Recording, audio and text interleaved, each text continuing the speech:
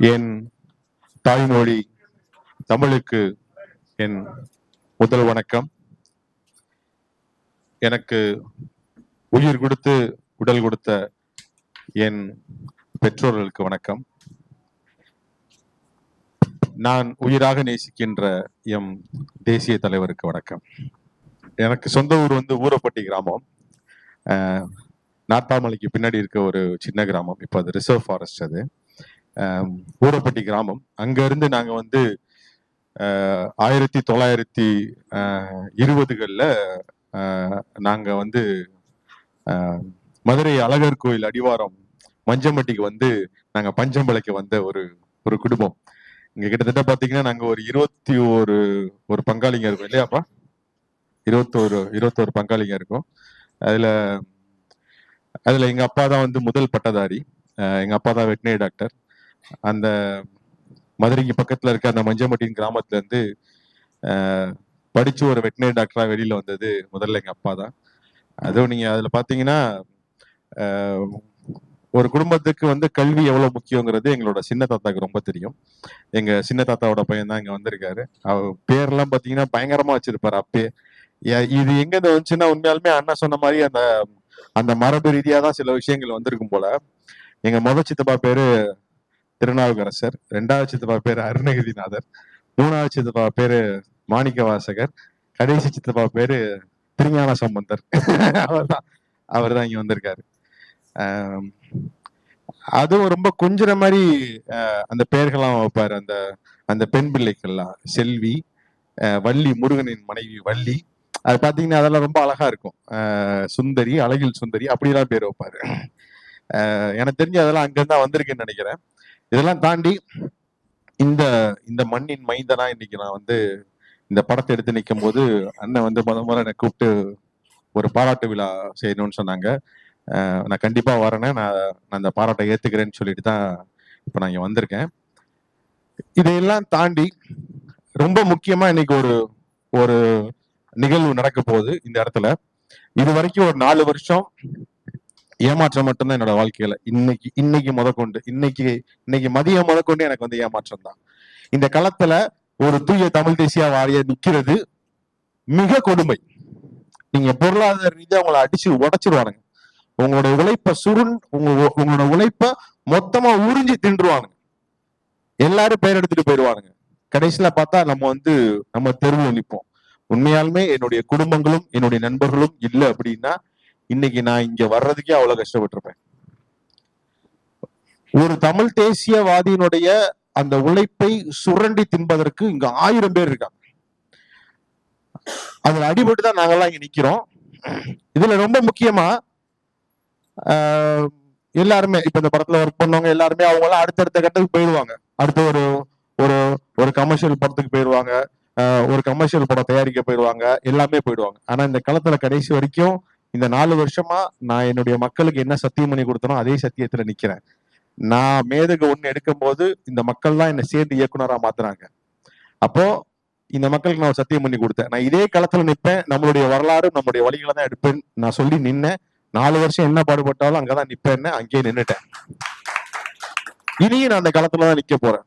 இந்த 4 வருஷம் களத்துல நான் நிறைய விஷயங்களை நம்பி நின்னேன். நம்ம திரைத்துறையில மிகப்பெரிய ஆளுமைகள் பக்கத்துல இருக்கிறோம் அப்படி இப்படின்னு நான் ரொம்ப நம்பி நின்னேன்.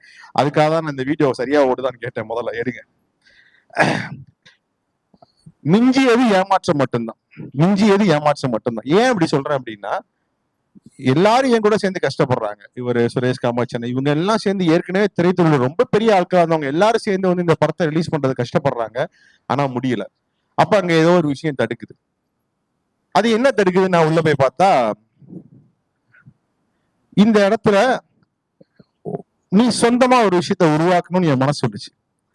ஏன்னா நான் சொந்தமா உருவாக்கணும்னா நான் இந்த களத்தை விட்டு போயிடுவேன். நான் வேற கமர்ஷியல் படம் எடுக்க போயிடுவேன். நான் நந்தினி ஹீரோயினா போட்டு வேற ஏதாவது ஒரு படம் எடுப்பேன். இல்லைன்னா இன்னொரு ஹீரோயினை போட்டு எடுத்துருவோம். அப்ப நம்ம இந்த களத்திலே நிக்கிறோம், நம்மளுடைய வரலாறு பேசுவோம். என்னுடைய அடுத்த படமும் ஒரு மிகப்பெரிய வரலாறு.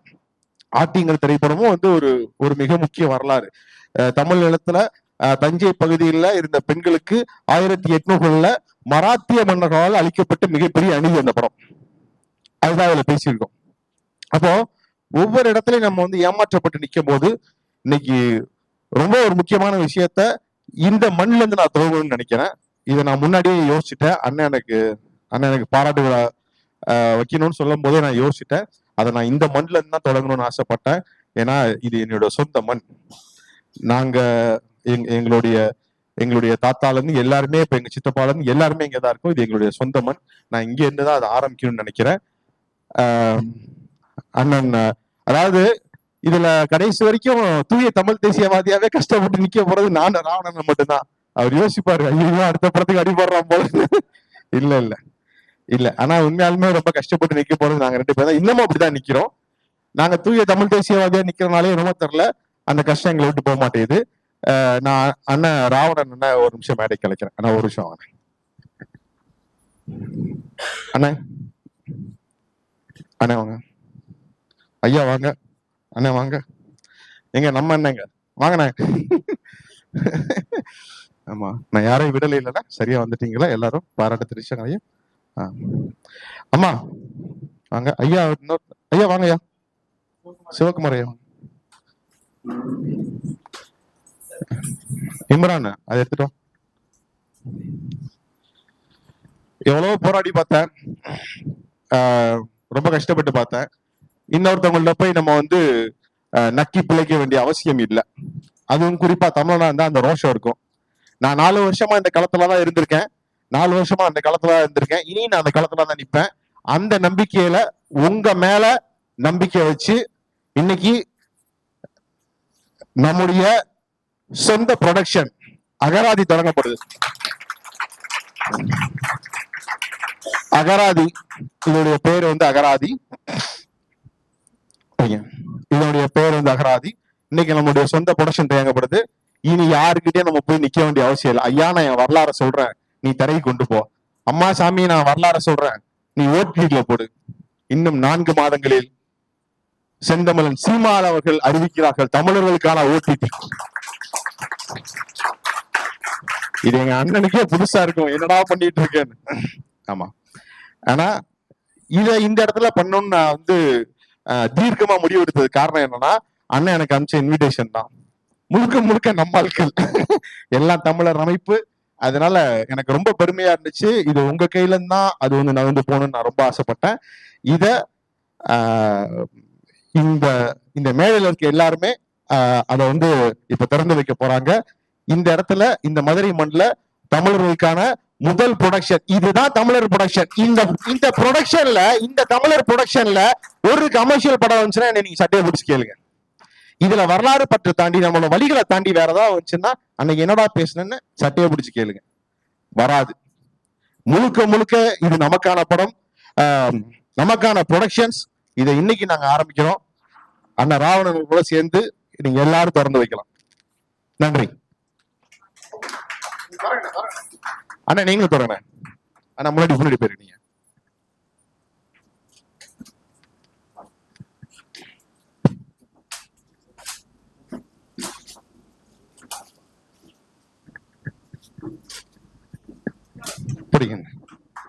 மகிழ்ச்சி.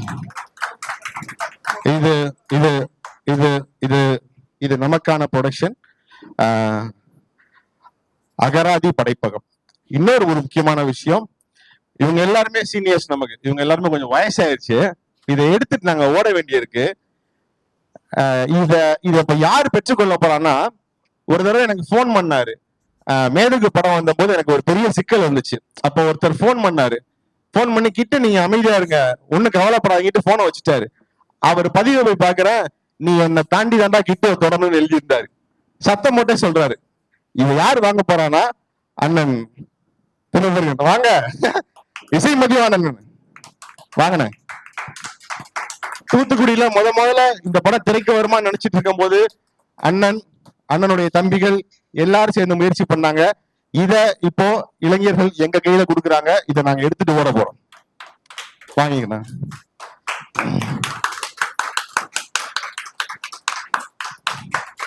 அண்ணா தம்பி அந்த சின்ன போட்டோ கொடுங்க. அண்ணா போட்டோ எடுத்துட்டீங்களா?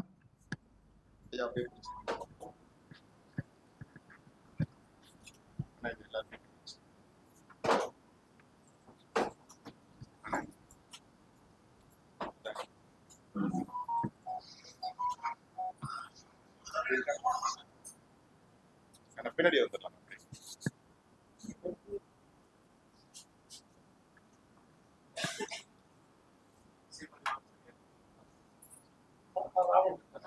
இல்ல